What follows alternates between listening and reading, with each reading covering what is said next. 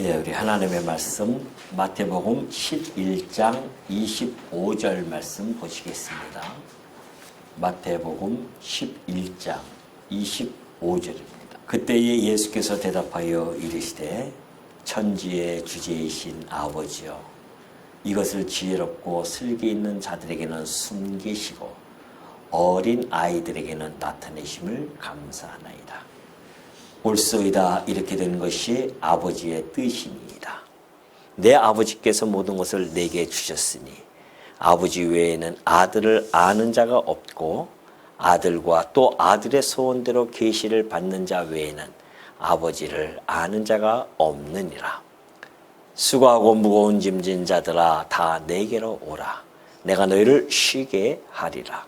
나는 마음이 온유하고 겸손하니 나의 멍에를 메고 내게 배우라.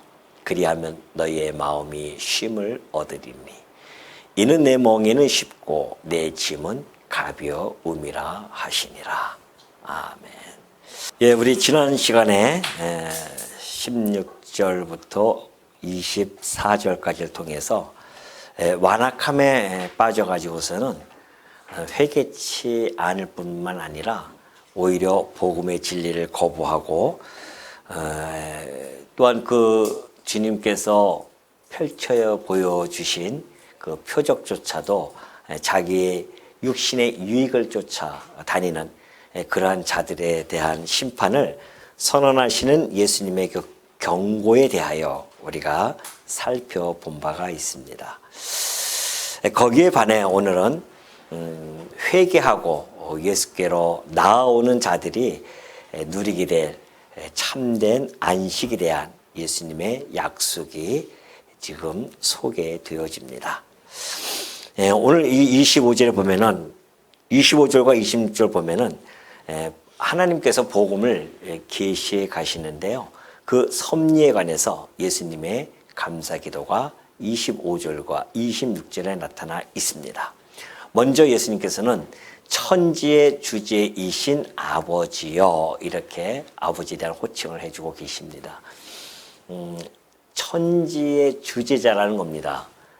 우리 아버지께서는 천지의 주제자이시죠. 많은 사람들은 착각 속에 삽니다. 이 세상이 자기네들의 뜻에 따라 움직여 간다고 생각하죠. 그래서 자기네들의 의지에 의해서 역사가 진행되어져 간다고 그러한 어리석은 착각을 하며 살아갑니다. 그건 절대 그렇지 않습니다. 모든 역사는 인간이 이끌어가는 것처럼 보이지만은 그러나 그 이면에는 하나님 곧 천지를 주재하시는 그 하나님이 이끌어간다는 사실을 성경은 명명백백하게 우리들에게 밝혀주고 있죠. 또 그 아들이신 예수님께서 밝혀주시는 내용이기 때문에 이것은 정확한 진리일 수밖에 없습니다. 그러한 우리 하나님께서 계시를 해주시는데요. 이런 섭리를 해가고 계십니다.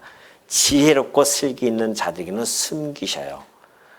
그리고 어린 아이들에게는 나타내십니다. 뭘 그렇게 숨기고 뭘 그렇게 나타내실까요? 그것은 바로 복음이라는 겁니다. 이 복음을 하나님께서는 숨기는 자가 있어요. 숨김자가 있습니다.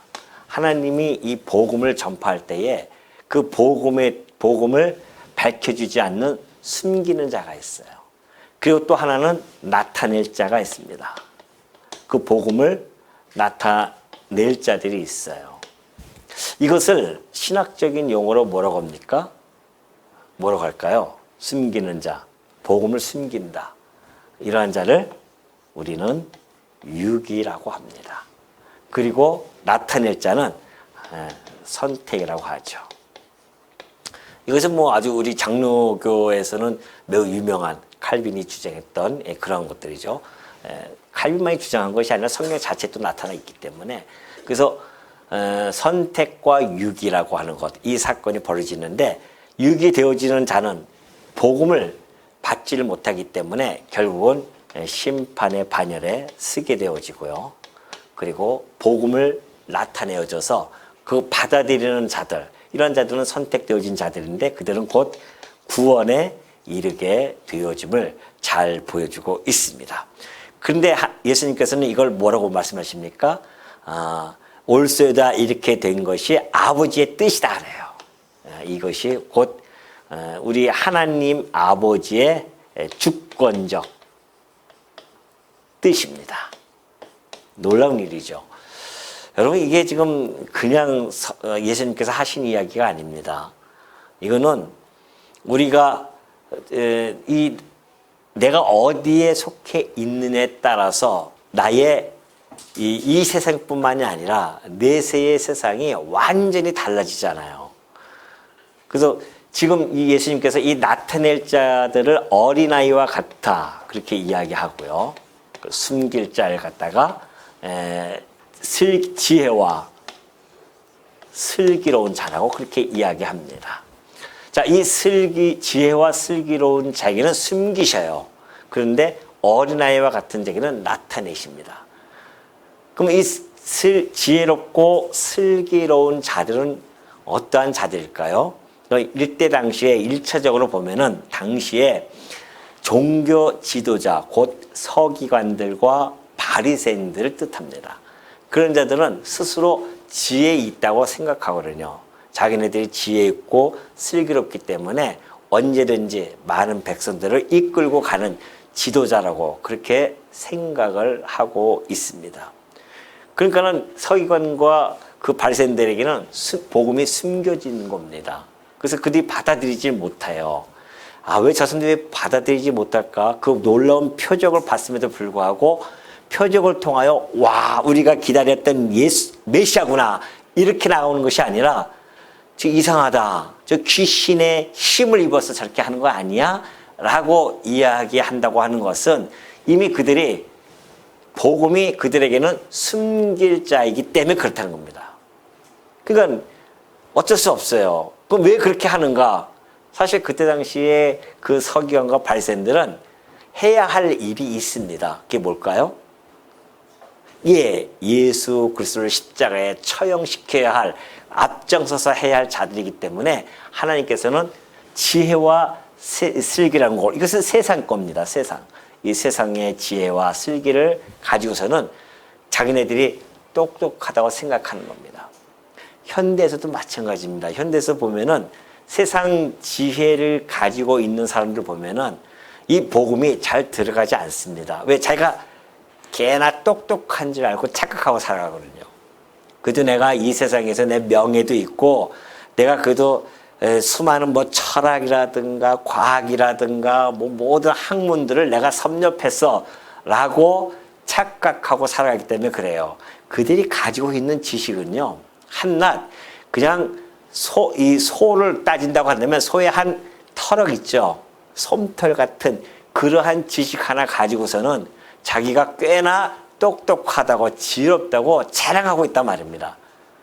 그게 얼마나 어리석음입니까? 그러니까 인본주의적인 그런 지식에 집착하면 집착할수록 하나님의 이 계시의 말씀은 들여다 보여질 수가 없습니다. 그럼 어떠한 자들이 이 말씀이 복음을 받아들일 수 있는가? 어린 아이와 같은 자들입니다. 어린 아이라고 하니까는 지식이 지적 수준이 아주 낮다 이런 뜻이 아닙니다. 어린 아이들은 겸손할 수밖에 없죠. 자기가 잘 모르니까. 그리고 또 부모라든가 부모를 의지하는 그러한 모습을 보여주고 있죠. 그러니까 그러한 것들을 상징한다고 보여집니다. 겸손과 지체에 의존하는 그러한 자세를 나타내는 것, 이것을 보여주는데요. 그때 당시에 어린 아이라고 하면 이제 어린 아이들은 그때 당시에 유아니까는 자기 스스로 뭘 할 수도 없단 말입니다. 그래서 늘 부모를 의존할 수밖에 없죠. 그래서 약간 천대합니다. 약간 메시아죠. 우리나라도 안 그렇습니까? 혹시 여러분 어렸을 때 보면은 이 어린 놈의 새끼가 뭘 안다고 이렇게 나오잖아요. 그런 차원입니다. 그러니까는 제자들을 해봤자 누구예요? 제자들이? 어부들이잖아요. 어부들이고 잘 배우지도 못하고 세상에서 지식도 없고 그러니까 세상의 지혜도 슬기도 없는 그러한 자라고 그렇게 치부받는, 그래서 그들은 어부라든가 또는 뭐 세리라든가 이러한 자들 아닙니까? 그런데 하나님께서 그들을 택하여 부르셨단 말입니다. 자, 우리가 바울이 이제 이런 내용들을 잘 설명해 준 것이 고린도전서 1장 21절에 잘 나타나 있습니다. 자, 하나님의 지혜에 있어서는 그게 뭐예요? 이 복음, 곧 하나님의 지혜에 있어서는 이 세상이 자기 지혜로 하나님을 알지를 못합니다. 왜 그럴까요? 이 지혜, 이 세상 지혜로는 하나님의 지혜, 이 복음을 알 수가 없습니다. 왜 그럴까요? 혹시 아십니까? 이 세상 지혜는 무슨 지혜입니까? 예? 타락한 지혜예요. 세상 지혜는 아무리 연구해봤자 타락한 지혜입니다. 타락한 인간들이 연구, 이성과 또는 자기의 어떤 사색, 경험에 의해서 구축해 놓은 그러한 지식입니다. 그런 지혜예요. 그걸 가지고서는 하늘로부터 내려오는 그 지혜를 어떻게 알 수 있겠냐 말이죠. 그들이 가지고 있는 이 지혜는 온갖 이 보이는 세상에만 국한되어져서 합니다. 보이지 아니하는 세계에 대한 것은 자기네들이 경험하지 못했기 때문에 없다라고 생각하고요. 그렇게 치부해버립니다. 그러나 분명한 것은 하늘의 지혜는 눈에 보이지 아니하는 것들에 대한 그런 지혜이기 때문에 이들은 받아들일 수가 없어요. 그래서 정말 하나님께서 이 나타낼 자를 어린아이와처럼 나는 정말 죄인입니다. 나는 아무것도 할 수 없습니다. 라고 하는 그런 겸손과 오직 하나님만 의존하겠다고 하는 그런 마음의 자세를 가진 자들, 그런 자들에게 나타낸다는 것이죠. 근데 그것도 그것 때문에 나타나는 것이 아니라 사실은 선택을 받은 자이기 때문에 그러한 모습으로 나타나고요. 그런 자들이 결국은 구원에 이른다는 것. 이것이 아버지의 뜻입니다. 라고 예수님께서 정확하게 지금 밝혀주고 있죠. 이것이 이렇게 되어진 것이 이미 작정되어진 대로, 예정되어진 대로 이루어졌기 때문에 예수님께서는 아버지여 정말 감사합니다. 라고 그렇게 감사 기도를 드리는 겁니다.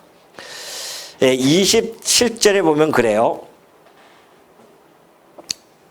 26절 이렇게 된 것이 아버지의 뜻이라고 했죠. 이것도 역시 마찬가지입니다. 왜 아버지의 뜻인가? 시편 8장 2절에 보면요.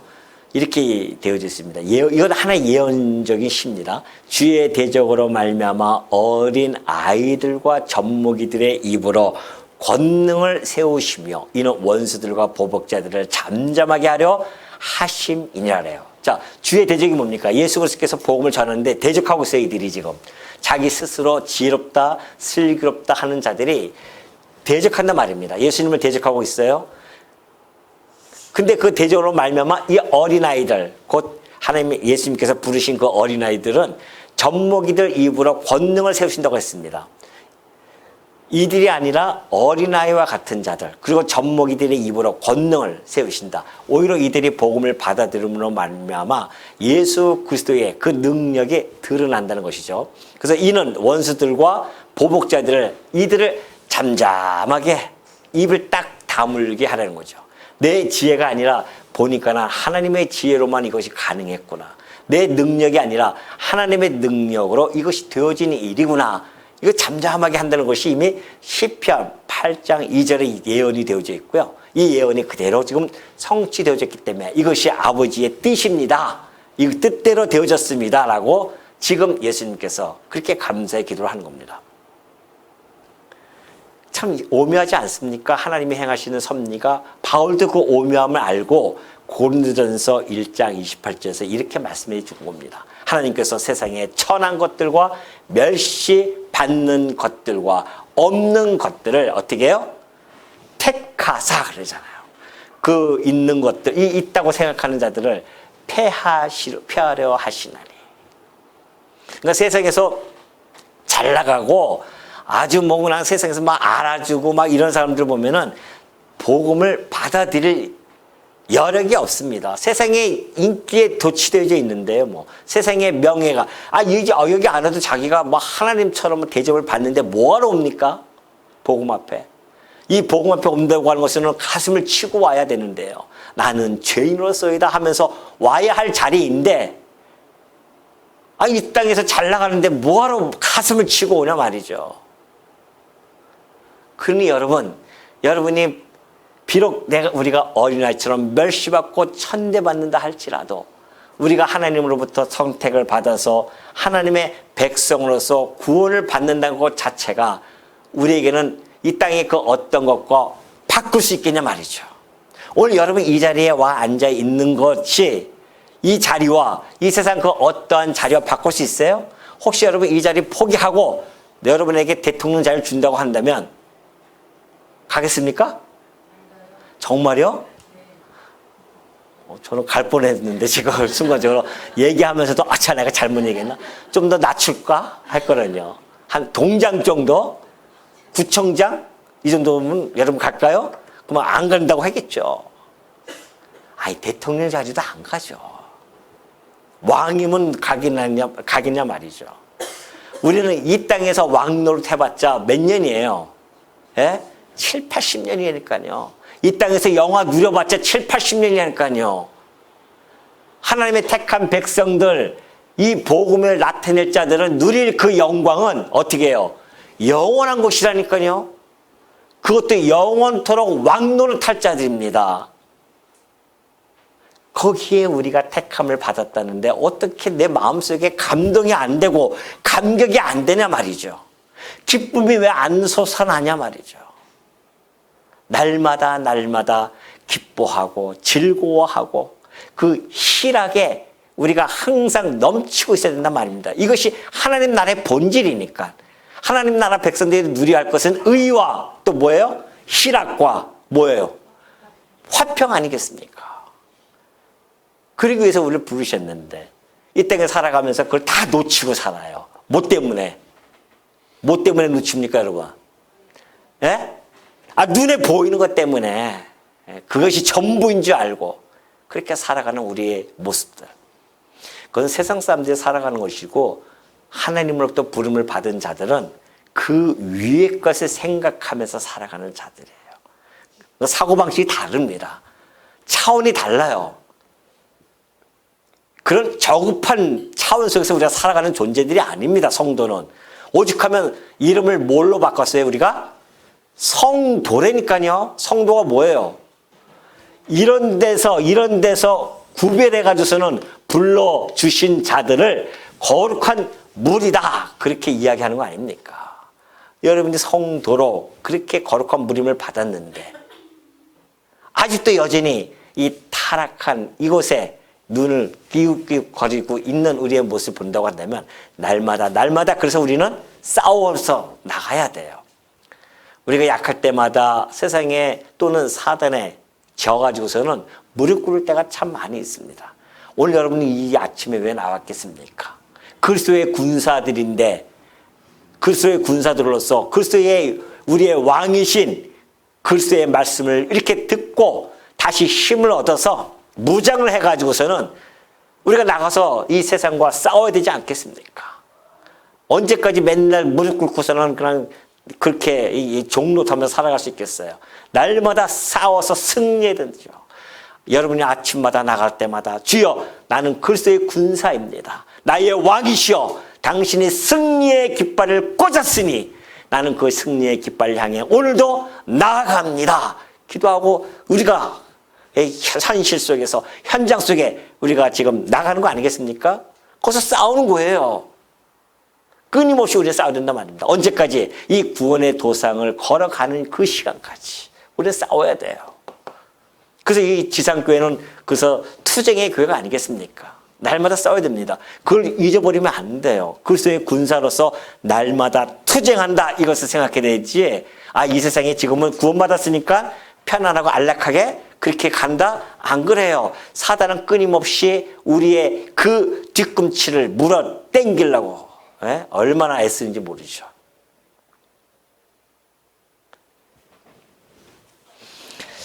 (27절) 넘어갑니다. 내 아버지께서 모든 것을 내게 주셨으니 보십시오. 내 아버지께서 예수님께서 내 아버지라고 그렇게 얘기합니다. 천지의 주의 주제이신 아버지, 여기서 25절부터 27절까지 아버지만 5번이 나와요. 우리 주님께서 아버지 아버지 하십니다. 여러분, 지금 예수님께서 내 아버지라고 하는 거 이것 때문에 신성모독 때문에 십자가에 달리신 겁니다. 자, 요한복음 5장 17절 보니까 그래요. 예수께서 그들에게 이르시되 내 아버지께서 그래요. 이제까지 일하시니 나도 일한다. 똑같은 내 아버지라고 이야기합니다. 그러니까 유대인들이 어떻게 됩니까? 이로 말미암아 더욱 예수를 죽이고자 하니 이는 안식일을 범할 뿐만 아니라 하나님을 자기의 친아버지라 하여 내 아버지요 하니까 친아버지야 이거예요. 하여 자기를 하나님과 동등으로 삼으셨다는 거예요. 다시 말해서 성부 하나님과 성자 예수님은 뭐다? 일체성을 가지고 계신 분이다. 그겁니다. 한 분이셔요. 일체라 말입니다. 그걸 예수님이 지금 여기서도 이야기하는 겁니다. 내 아버지 하면 나는 아버지와 하나야. 일체성을 가지고 있다는 것을 밝혀주죠. 이것 때문에 그런 거 아니겠어요? 여러분 우리 하나님은 우리 아버지이신데 우리의 친아버지실까요? 네? 우리는 뭐예요? 친아버지는 하나님을 친아버지라 부를 수 있는 분은 누구예요? 예수님 뿐이 없죠. 그렇죠. 우리는 예수 그리스도를 통하여서 양자가 되어진 자들입니다. 그럼 양자라고 아버지라고 못 불러요? 예? 아버지를 아버지라고 못 부르는 사람은 누구예요? 홍길동이 그래 맞죠. 홍길동도 맞습니다. 그러나 진짜 우리는 아버지를 아버지로 부를 수 있잖아요. 양자지만은. 이것이 누구 때문에? 예수 그리스도 때문에 그런 거 아니겠습니까? 그러니 우리가 예수님께서 아버지와 예수님은 아들은 일체구나 이것을 너무나 잘 보여주고 있죠. 그러니 하나님께서 아버지께서 모든 것을 아들에게 주시죠. 아들은 뭐예요? 상속자입니다. 다 주셔요. 모든 것을. 더군다나 예수님은 이 땅에 오신 것은 중보자로서 아버지의 뜻을 이루러 오셨습니다. 그렇다고 한다면 중보자로서 사역을 감당하는데 충분한 그런 모든 것들을 다 필요한 것들을 다 주실 거 아니겠습니까? 곧 만사와 만물을 복종케 하는 그런 권세, 하늘과 땅의 권세를 내게 주셨으니 그러잖아요. 그러니까 하나님께서는 성자이신 예수님에게 만사와 만물을 복종케 하시는 그러한 모든 것을 다 주셨습니다. 그러니까 예수님 오셔서 다 복종시키잖아요. 뿐만이 아닙니다. 그의 백성, 선택한 백성까지 주신 겁니다. 예수님에게. 그러니까 예수님께서 그 받으신 그 당신의 백성들은 어떻게 해요? 당신의 손에서 뭐 할 자가 없다. 빼앗을 자가 없는 겁니다. 모든 권세를 가졌는데 사단이 예수 그리스도의 손아귀에서 있는 우리들을 빼앗을 수 있겠냐 말이죠. 한 번 선택되어진 구원되어진 자들 절대 빼앗을 수가 없습니다. 그러니 천지의 주재자가 우리의 아버지예요. 이제는 우리는 그전에 뭐였습니까? 세상에서 종노릇하며 마귀의 종으로서 살아왔던 우리들이었었는데 그다가 그냥 이름도 없이 빛도 없이 살다가 얼로 가요. 심판받아가지고서는 영원한 지옥불에 던져질 자들이었었는데 어쩌자고 여러분들이 하나님의 그 기쁘신 주권적인 뜻에 따라서 선택을 받은 백성으로서 그렇게 살다가 부름을 받아서 이제는 천지를 주재하시는 아버지, 우리 육신의 아버지야 천지를 주재합니까? 가정도 제대로 주재 못하시는 아버지들이 얼마나 많이 있습니까? 그런데 우리의 아버지는 참 아버지는 이 천지를 주재하신다니까요. 주재가 무슨 뜻인지 아시죠? 다 당신의 뜻에 따라서 마음대로 역사에 가시는 분이십니다. 그분이 우리의 아버지셔요. 신분이 완전히 바뀌었습니다. 그렇다고 한다면 우리의 신분이 바뀌었으면 우리의 삶도 거기에 걸맞게 바뀌면서 살아가는 겁니다. 이것이 지금 이 구원의 도상에서 이루어지는 성화의 과정이거든요. 하나님 백성답게, 하나님 자녀답게, 그리스도의 군사답게 우리가 살아간다고 하는 것. 이것이 바로 우리의 삶의, 지금의 현재의 우리의 삶의 모습이라는 거 잊지 마셔야 됩니다. 무엇이 중요한지를 아셔야 되죠. 이 땅에 살아가면서 무엇이 중요한데. TV에서도 그런 얘기 나오더구만요. 무엇이 중요한데, 그래요. 그 중요한 것을 다 놓쳐버리고, 정말 오로지 천지의 주제자신 아버지, 나를 아버지로 부를 수 있게 해주신 그 아버지를 향한 나의 삶이, 그거보다 더 중요한 것이 있습니까? 이 땅에서? 그걸 우리가 자꾸만 놓칠 때가 많이 있습니다. 아이고, 그래도 세상이 이게 더 좋은데, 세상이 이거 더 괜찮은데, 그렇게 해서 그쪽으로 끌려가는 경우가 참 많이 있거든요. 정신을 어떻게 하나? 정신을 차려. 그래서 바울이 그러잖아요. 너희들 정신 차려라, 이것들아. 내 아버지께서 모든 것을 내게 주셨으니 아버지 외에는 아들을 아는 자가 없고 아들과 또 아들의 소원대로 계시를 받는 자 외에는 아버지를 아는 자가 없느니라. 당연하죠. 예? 28절에 그 27절 보면은 아버지 뜻이 아니면요 성자이신 그리스도를 알 수도 없고 성자의 그리스도를 알 수 없으면 아버지를 알 수가 없습니다. 이것이 이제 그런 거죠. 계시를 받는 자, 소원대로 아들의 소원대로 계시를 받는 자가 있습니다. 그게 무슨 뜻이냐면은 자, 아까 이 같은 이야기예요. 자, 하나님께서 아들과 영원한 언약을 세웁니다. 하나님께서 우리 하나님이죠. 하나님께서 아버지입니다. 아버지께서 아들이신 예수 그리스도는 아들이십니다. 하나님 아버지와 예수 그리스도 아들 간에 영원한 언약을 세웠어요. 그 언약이 뭔지 아십니까? 이 안에 당신의 택한 백성들, 성도들을 택합니다. 선택을 해요. 예수 그리스도 안에서 택함을 받습니다. 이것이 아버지의 주권적이고 기쁘신 뜻이에요. 선택과 유기가. 이거는 정말 오묘한 섭리입니다. 이것은 우리의 머리로 이해하면 안 돼요. 하나님의 오묘한 섭리는 그냥 받아들이는 겁니다. 하나님이 어떻게 그럴 수가 있습니까? 당신이 공평하신 분인데 우리가 맨날 노래할 때 뭐라고 합니까? 공평하신 하나님은 그렇게 넣었는데 이렇게 공평합니까? 누구를 버리시고 누구를 선택한다고요? 그런 하나님 우리가 어떻게 믿습니까? 라고 생각해서 그 하나님을 떠난 자들이 많이 있어요. 뭘 가지고? 자기의 인본주의적인 타락한 생각을 가지고. 하나님을 이해하는데 타락한 생각 가지고 되겠어요? 하늘부터 오는 그 계시의 영을 받은 자만이 그것이 이해되어지고 믿어지고 받아들여질 수가 있습니다. 계시의 영이 뭡니까? 성령이란 말입니다. 오늘 여러분들이 이 자리에 앉아 있는 것은 성령께서 여러분을 주장했기 때문에 하나님의 이 기쁘신 뜻, 주권적 뜻을 아멘으로 화답하고 받아들인 거 아니겠습니까?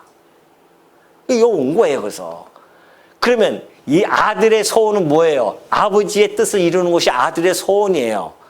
그러면 그 선택되어진 자들에게 아들은 계시해 주고자 하는 것이 소원 아니겠습니까? 아버지의 뜻을 해주는 것이 소원이니까. 소원인 것은 주권적 어떠한 주권을 이야기합니다. 주권적 뜻, 하나님의 주권적 뜻 이런 것들을 이야기하죠. 바라는 것, 갈망하는 것 이런 걸 이야기하는데 기쁘신 뜻, 주권적 의지 이런 것들을 말합니다. 소망이라고 하는 것은. 예수님의 주권적 의지가 뭔가? 예수님의 그 기쁘신 뜻은 뭔가? 아버지께서 선택한 자들에게 바로 이 복음을 계시해 줌으로 말미암아 이들로 하여금 어떻게 한다? 구원에 이르게 하는 것. 이것이 예수님의 소원이에요. 그러니까 그 소원대로 계시를 주고자 하는 자들만이 받는 겁니다. 그 가운데 여러분이 있었고요. 아니 이것이 그렇게 행복하지 않아요? 얼굴이 왜 이렇게 불편해 보이나 말이죠. 그렇죠. 지금 조금씩 약간 펴지네요, 이제. 얼마나 행복한지 몰라. 이걸 누리지 못하면 바보죠. 아니, 여러분 보십시오. 내가 지금 금덩어리가 이렇게 한 집채만한 금덩어리가 있는데 그걸 금인지 모르고서는 맨날 쩔쩔 굶고 있는 거예요.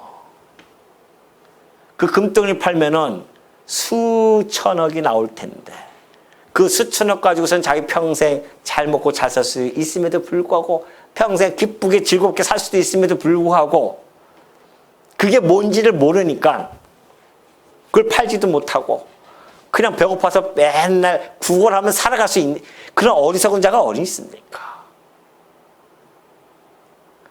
오늘 많은 성도들이 그렇게 살아가는 사람 많이 있거든요. 자기가 받은 복이 무엇인지도 모르고 자기의 신분이 무엇인지도 모르고 자기의 정체성도 모르고 그러니까 살아가는 자들이 얼마나 많은지 몰라요. 그리고서는 마귀에게 종노타면서 살아가는 그런 우리의 모습들. 그래서 주일마다 와서 우리가 깨우치는 겁니다. 흐트러졌던 생각, 잘못되어졌던 이런 모든 것들을 다시 정화시키고 또 정화시키고 네가 누군지 아느냐. 그래서 그리스도의 말씀으로 이 계시의 소원, 이 예수님께서 주시고자 하는 이런 자들, 소원하는 자들에게 이 말씀을 계시해 주어서 다시 나는 마저 그리스도의 군사지 하면서 힘을 얻고 또 살아갈 수 있도록 지금 섭리해 가시는 것. 이것이 우리 주님이 지금 하시는 일 아니겠습니까? 그러니 계시를 받는 자 외에는 아버지를 아는 자가 아무도 없습니다. 우리는 계시를 받았기 때문에 아버지 주님의 소원대로 계시를 우리는 받았어요. 그래서 우리는 아버지를 이제 알 수가 있습니다. 우리 아버지의 사랑을 알 수가 있어요. 아버지의 자비로우심을 알 수가 있고요. 아버지는 어떤 분인지 천지의 주지자이시며 이 땅을 창조하시고 우주 만물을 다스리시는 분인 줄 우리는 알게 되어졌단 말입니다. 세상 사람들 얘기해 보시죠. 아버지가 그런 하나님이 그런 하나님이라고 얘기하면 호숨 친다니까요. 어쩔 수 없어요. 어쩔 수 없습니다. 인간의 힘으로 되어지는 것이 아닙니다. 하나님의 능력으로 되어짐을 너무나 잘 보여주고 있습니다. 자, 그러니 그 계시를 받는 자들에게 예수님이 초청을 하는 겁니다. 아까 전에는 아무리 그들에게 복음을 전해도 그들이 이래가지고서는 받아들이지 못했어요. 완악했어요. 그러면 이런 자들에게는 예수님이 어떻게 합니까? 지금 초청을 하는 겁니다. 얘들아, 수고하고 무거운 짐진 자들아, 다 내게로 오라! 그러지 않습니까? 그때 당시에 수고롭다고 하는 것은 로마 시대 아닙니까? 로마의 압박 속에서 육체적으로 아주 정신적으로 지치고 그리고 쇠잔해진 사람들을 뜻합니다. 그러나 더 나아가서는 영원히 율법과 그리고 유전 이러한 짐과 그리고 죄의 짐 사이에 놓여있는 아주 힘들어하는 눌려있는 사람들 그런 자들입니다. 그때 당시에 이 율법이 얼마나 인간들을 꽉 누르고 있는지 몰라요. 그리고 그들 율법뿐만이 아니에요. 거기다 더 얹어서 장로들의 유전들. 그래서 그걸 못 지키면 이 죄의 죄책감 속에서 살아가는 그래서 이 죄의 짐까지 함께 그 무거운 짐을 지고 가는 자들이 있었습니다. 그때 예수님이 좀 하시는 말씀이죠. 수고하고 무거운 짐진 자들아 다 내게로 오라. 내가 너희를 쉬게 하겠다는 겁니다. 사도 요한이 세례 요한이 그러죠. 예수님을 향해서 뭐라고 소개합니까? 보라, 세상 짐을 지고 가는 어린 양이다 그래요. 우리의 그 무거운 짐을 져주려고 이 땅에 오셨음을 잘 보여주고 있습니다. 예수님께서 지금 이 초청하는 것은요. 성부 하나님 그리고 성자 하나님의 그 일체성에 근거한 아주 절대적 권위로의 초청입니다. 이 세상 여러분 그런 소리 들어봤습니까? 석가모니가 이런 이야기를 할 수 있을까요? 소크라테스가 이런 얘기 했냐 말이죠. 어떻게 하면은 좀 힘을 얻을 수 있을 거야 라고 얘기하지 누가 감히 수고하고 무거운 짐진 자다 다 내게로 와 내가 너희를 쉬게 할 거야 라고 하는 이런 엄청난 선언을 누가 할 수 있냐 말이죠. 이것이 성부 하나님과 성자 하나님의 일체성의 그 권위 가지고서 하는 이야기란 말입니다. 내가 해줄게 그거는. 내가 그 하루 이 땅에 왔으니. 그러면 힘을 어떻게 주님에게 가면 쉼을 어떻게 얻습니까? 나는 마음이 온유하고 겸손하니 나의 멍에를 메고 내게 배우라. 그리하면 너의 마음이 쉼을 얻으리라. 그리스도에게 가서 쉼을 얻는 방법. 그리스도의 멍에를 메고 배우는 것이었구나. 그 멍에를 메는데 예수님이 온유하고 겸손하니. 이것도 저는 참, 이거 누가 그렇게 얘기했습니까? 세상에 누가 이런 얘기를 해요? 석가모니가 그런 얘기 할까요? 나는 겸손하고 온유하니 내게로 오라. 그러지 않잖아요. 여러분 어떻게 하면 겸손한 줄 아십니까? 어떻게 해야 온유해집니다. 이렇게 설명하지 내가 곧 겸손이며 내가 곧 온유함이야 라고 이야기하는 인간들 봤어요?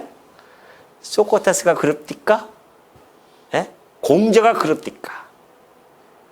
다들 자신이 없으니까 뭐라고 이야기합니까? 그분들의 양심의 가책은 있어요. 그러니까 이런 말을 못하죠. 어떻게 하는 것이 겸손한 것이라. 어떻게 해야지만 온유해진다. 이렇게 설명할 뿐이지 이렇게 과감하게 나는 겸손하고 온유하니. 그러니 유대인들이 얼마나 미워 죽겠습니까? 자기들도 그렇게 못했는데. 그러니 그 온유하고 겸손하니 나의 멍에를 보고 내게 배우라는 거 아니겠습니까? 온유라고 하는 것은 자기 마음을 갖다가 하나님께만 고정을 시키는 겁니다. 그리고 이 고정하고 뿐만이 아니라 모든 것을 하나님께 신뢰에 의탁하는 그런 가운데에 생기는 하나의 온화함, 관대함, 친절함 이런 것들이거든요. 하나님을 향한 마음 속에서 생겨나는 그런 온유함. 겸손도 마찬가지입니다. 하나님에 대한 자기의 자발적인 헌신, 또 다른 사람을 위해서 자신을 주어서 그들을 섬기는 데서 발생되어지는 그러한 모습, 이런 것들이 겸손입니다. 그러니까는 예수님이 이 땅에 오셔서 오기 전에 겸손의 왕으로 오실 것을 이미 예언되어져 있습니다. 스가랴 9장 9절이죠. 시온에 따라 크게 기뻐할지어다. 예루살렘에 따라 즐거이 부를지어다. 보라, 내 왕이 내게 임할 것이다 그래요. 여러분, 왕들이 얼마나 교만합니까? 왜? 자기 밑에 다 있으니까. 그런데 구약에서 약속되어진 그 예루살렘 시온의 왕은 어떤 왕인가요? 그는 공의로우시며 구원을 베푸시며 겸손하여서 나귀를 타시나니 나귀의 작은 것 곧 나귀 새끼니라. 어느 왕이 나귀 새끼를 탑니까? 나귀 새끼 태웠다가는 그 마구 다 죽습니다.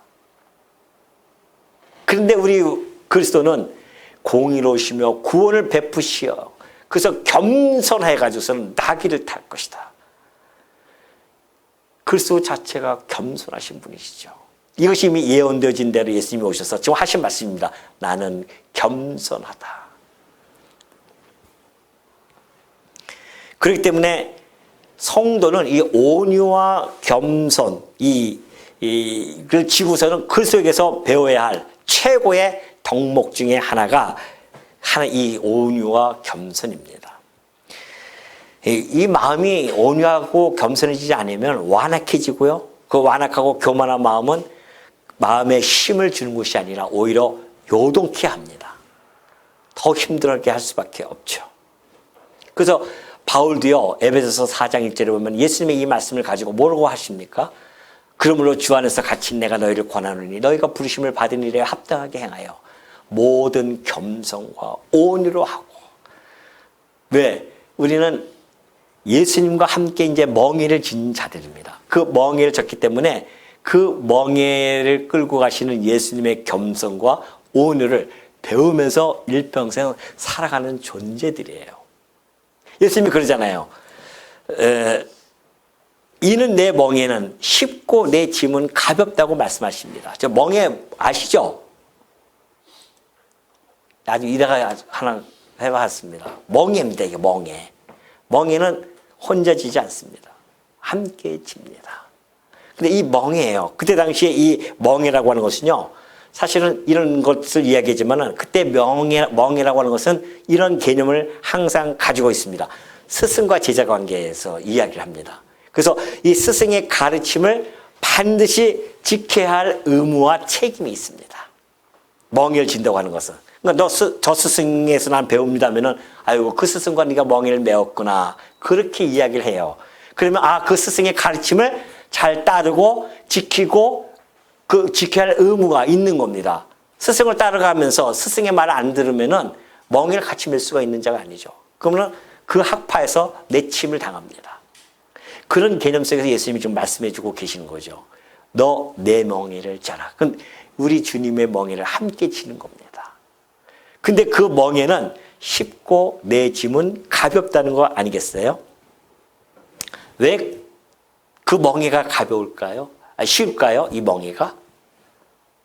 우리 주님, 이 옆에, 만약에 우리 주님이 그 멍에를 지신다고 한다면은 내가 지는 멍에가 아니라 사실은 그 주님이 지시는 멍에입니다. 그 멍에는 믿음의 멍에입니다. 예수님을 믿는 거예요. 이분이 나의 구세주이십니다. 그걸 믿는 그 믿음의 멍에이기 때문에 너무 쉽죠?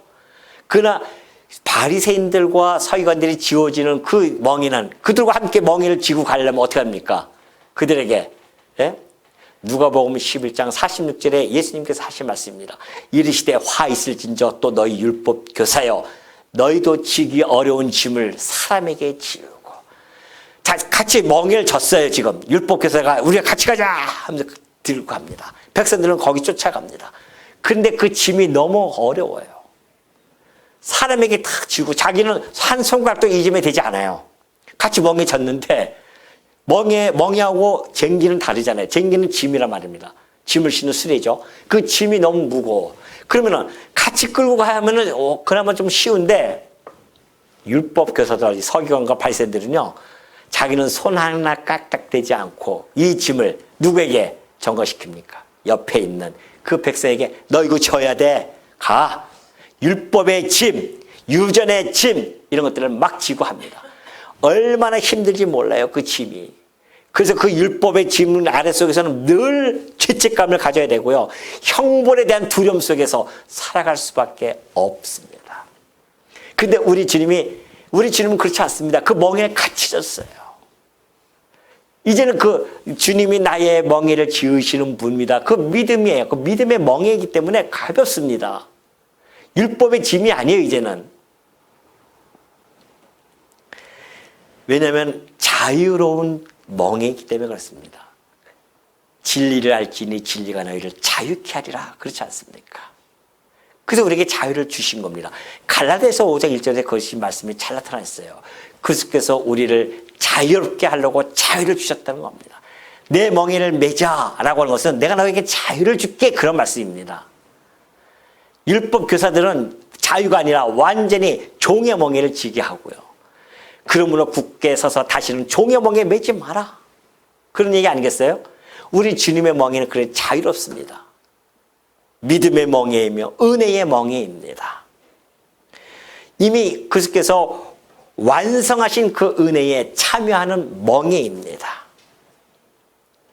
그리고 우리가 감당할 수 없는 죄의 짐, 율법의 요구, 형벌 이미 누가 다 졌어요? 예수님이 다 지셨어요. 그 중동에 보면은 그런 것이 있대요. 어미소하고 새끼소하고 같이 멍에를 지게 한답니다. 그래서 이 새끼소가 이제 그 멍에를 지면서 배우는 거죠. 그러면 그동안에 누가 힘듭니까? 어미소가 그걸 다 하는 거예요. 그런 의미가 감춰져 있습니다. 우리가 주님과 멍에를 지는 것은 내가 지는 멍에가 아니라 우리 주님이 지는 멍에에 우리는 그냥 어깨만 걸치고 가는 것뿐입니다. 우리 주님이 그 무거운 짐을 다 지었어요. 그러니까 쉽고 가벼운 겁니다. 우리가 지는 이 짐의 실질적인 무게들을요, 함께 주님이 지시고 어쩌면 우리 짐에 온 걸 다 온전히 다 지으시고 가는 동반자라는 것이죠. 더군다나 우리 주님이 함께 우리가 그 끌고 가는 짐은요, 구원받기 위한 짐이 아닙니다. 율법의 짐은 구원받기 위한 짐이죠. 우리 주님은 이미 구원받은 그 짐. 그래서 이제 구원받은 백성들이 그 구원을 누리면서 그 구원에 감격하고 그 구원을 증거하기 위해서 지는 하나의 사랑의 짐과 같습니다. 여러분들이 이 땅에 살아가시면서 지금 짐을 지고 가십니다. 그 짐이 무겁습니까? 그것은 그리스도의 멍에 대한 의미를 정확하게 아직 간파하지 못했기 때문에 그렇습니다. 내가 지고 가는 짐이 아니라니까요. 여러분이 와서 즐겁게 봉사하고, 이 봉사는 구원받은 백성으로서의 기쁨과 즐거움 때문에 그 봉사를 하는 겁니다. 그 밑바탕에는 뭐가 깔려져 있어요? 사랑이 깔려져 있습니다. 그 사랑의 짐입니다. 교회의 짐은, 교회에서 행하는 모든 짐들은 사랑의 짐입니다. 주님께서 우리에게 베푸신 그 사랑의 감동을 해가지고서는 함께 지어져가는 사랑의 짐이에요. 그 사랑의 짐이라고 해서는 기쁨과 즐거움 속에서 하는 것이지, 괴로움과 고통 속에서 하는 것은 사랑의 짐이 아닙니다. 그건 율법의 짐이에요. 그러니까 우리가 만약에 식사 봉사한다, 그 율법적인 의미로 이것이 다가오면은 얼마나 힘들고 어려운지 몰라요.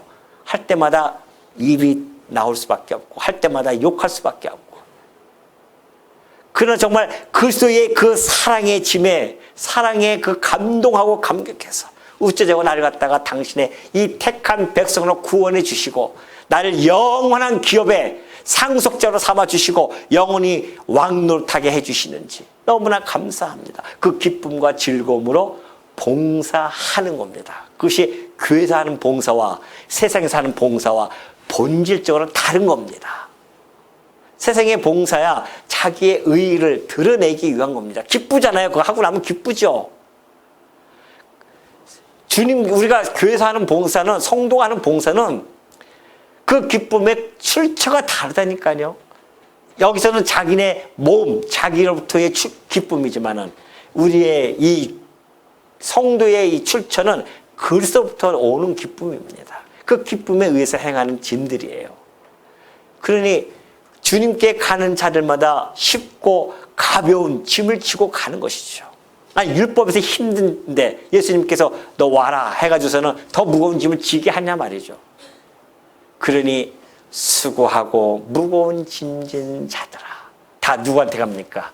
우리 주 예수에게로 가기만 한다면 여러분의 모든 죄의 짐, 여러분의 모든 두려움 다 떨쳐버리시고 이제는 하나님의 백성으로서 기쁨과 즐거움과 화평과 의를 향하면서 오늘도 한 걸음 한 걸음 주님과 함께 그 멍에를 지고 쉽고 가볍게 기쁜 마음으로 가시는 우리 주의 종도 되어지시기를 당부드립니다.